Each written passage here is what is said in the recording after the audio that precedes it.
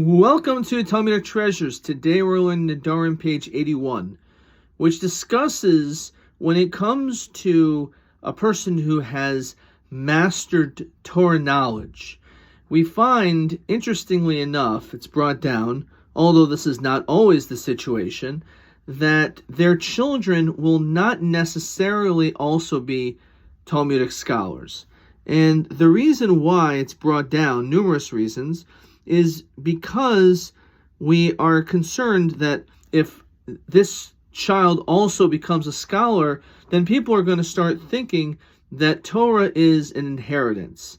That just like a person after 120 years who's a millionaire, his children inherit all their money and they didn't do anything to earn it, just happens to be because my parents are rich, now all of a sudden I become rich. It doesn't work like that when it comes to Torah knowledge.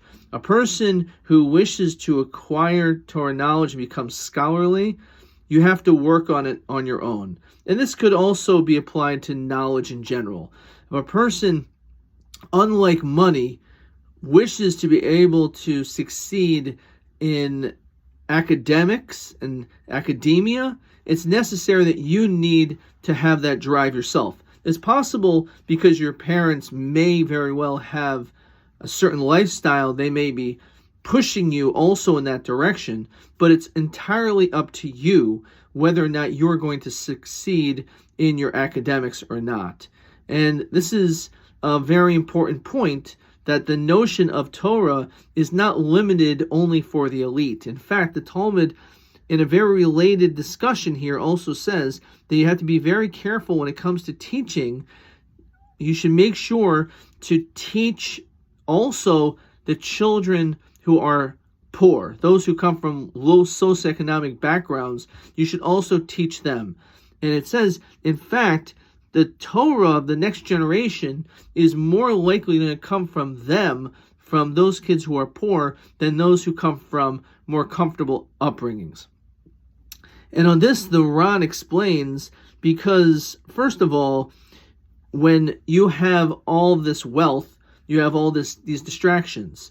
You have cars, you have your phone, you have vacation. So you're not going to have a lot of focus because you're all over the place.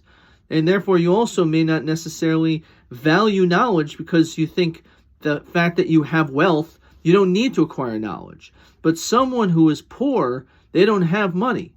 So what do they have? They have the ability to be able to succeed. They have the ability to be able to strengthen their academics. So therefore, it says here that you should make sure to teach poor people, because the poor people are going to be the ones more likely to be successful.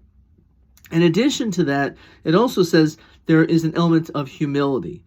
In order to be able to acquire knowledge, you have to recognize that you are lacking knowledge.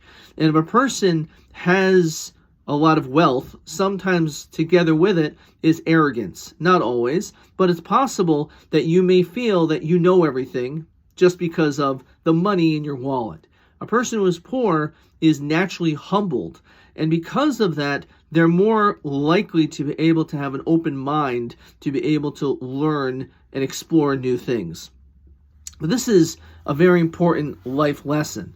We need to recognize that just because our parents have certain success doesn't guarantee that you also will have that success. It may help in certain regards. They may be able to hire tutors, but at the end of the day, the buck stops here. It's up to you to be able to be responsible. At a certain point, your parents are not going to be there, especially when it comes to your academic achievements.